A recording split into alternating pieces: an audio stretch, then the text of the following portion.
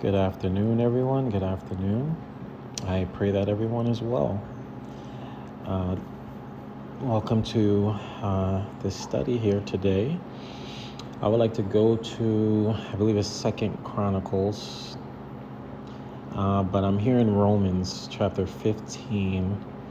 And I wanted to point something out in verse 4, right? So Paul said, "For whatsoever things were written aforetime, or before, were written for our learning." Okay? Now, to finish the verse, it says that we, through patience and comfort of the scriptures, might have hope. Now, when Paul wrote this here during this time in history, there wasn't a New Testament to the Bible. So when he wrote scriptures, through the scriptures, he was referring to what we now call the Old Testament, or what would have been referred to as the Torah. Okay? And I think at some point down the line, it was changed to the Tanakh, because then you had the first 5 books, which were considered the Pentateuch, or Pentateuch. Actually, it would be Pentateuch with the CH, just the K sound, and the rest was considered the Tanakh. But either way, when you see here scriptures, it's referring to what we call the Old Testament. So obviously, putting this all into context, starting at verse 1 from chapter 15 and working our way down, Paul is talking about something a little different here of what I wanted to discuss. But the first half there, verse 4, still matters, because he says, "For whatever things were written before were written for our learning." Okay, so that's why it's important for us to read the Old Testament, okay, and learn what happened to the Hebrews. Okay, what our Heavenly Father said to them, what they were doing, what they were saying, how they responded to Him, what happened to them, and so on and so forth. So it is important for us to read the Old Testament. Okay, many people don't like for people to read the Old Testament, but we can't call the Bible the word of YAHUAH and then only want to read a portion of what His word says. We should read all of it. Okay, so with that said, I want to go to First Chronicles. I'm sorry, I said Second Chronicles. I think it's Second Chronicles 15, verse 12. Is it here?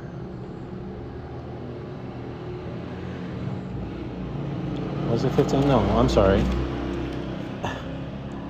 I'm all messed up. It's Second Chronicles 16. I was on the wrong page. It's Second Chronicles 16, and I want to read verse 12, which is here, right? But I want to work my way up there, right?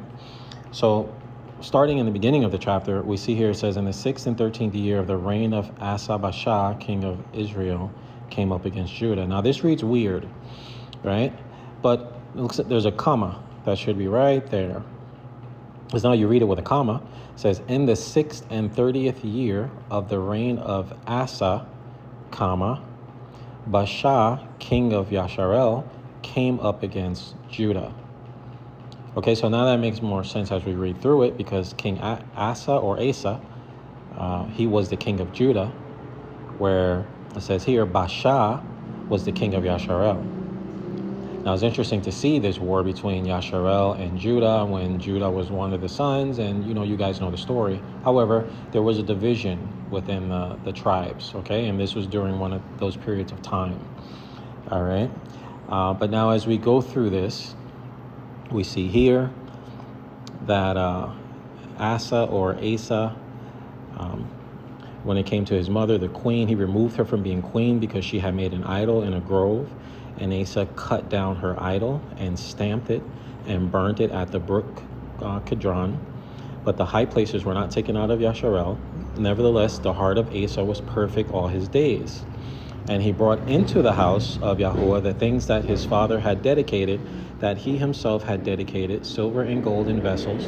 And there was no more war unto the 35th year of the reign of Asa. All right. So now let's go into chapter 16. Right now we see this war that was coming or came to Judah.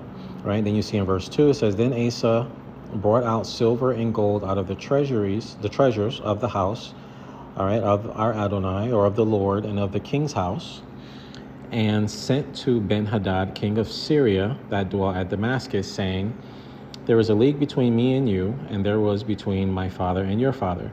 Behold, I have sent you silver and gold. Go break your league with Baasha, king of Yasharel, that he may depart from me.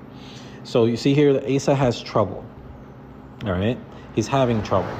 And instead of going to the Most High, Yahuwah, our Heavenly Father, for help, okay, asking him for help, he went here, okay? He went to Ben-Hadad and gave him money, silver and gold. All right, that's a problem. Okay, so we have to be careful with that. All right, so then it says here, Ben-Hadad listened to King Asa and sent captains of his armies against the cities of Yasharel. And they smote Ijon and Dan and Abel-maim and all the store cities of Naphtali. And it came to pass when Baasha heard it, that he left off building of Ramah and let his work cease. Then Asa the king, took all Judah, and they carried away the stones of Ramah and the timber thereof, wherewith Baasha was building, and he built therewith Geba and Mizpah. And at that time Hanani the seer came to Asa king of Judah and said unto him, because you have relied on the king of Syria and not relied on our Adonai, your Yahuwah, therefore is the host of the king of Syria escaped out of your hand. All right, this is the first time we see this here after that, right?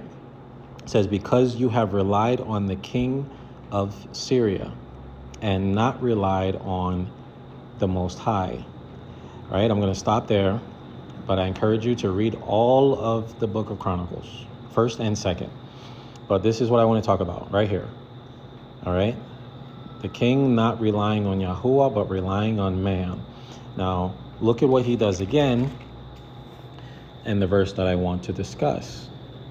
So, let's move up a little bit. Let's start at 10. It says, then Asa was wroth with the seer, and put him in a prison house, for he was in a rage with him because of this thing.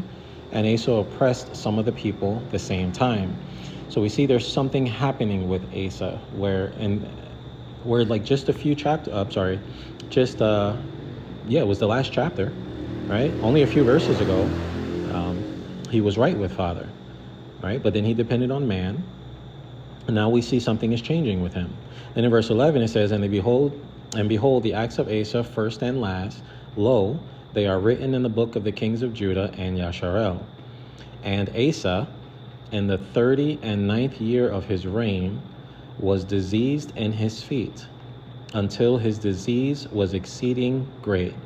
Yet in his disease he did not seek Yahuwah, but the physicians. And Asa slept with his fathers and died in the 41st year of his reign. Okay? And they buried him in his own sepulchre, which he had made for himself in the city of David, and laid him in the bed which was filled with sweet odors, and diverse kinds of spices prepared by apothecaries' art, and they made a very great burning for him. Okay?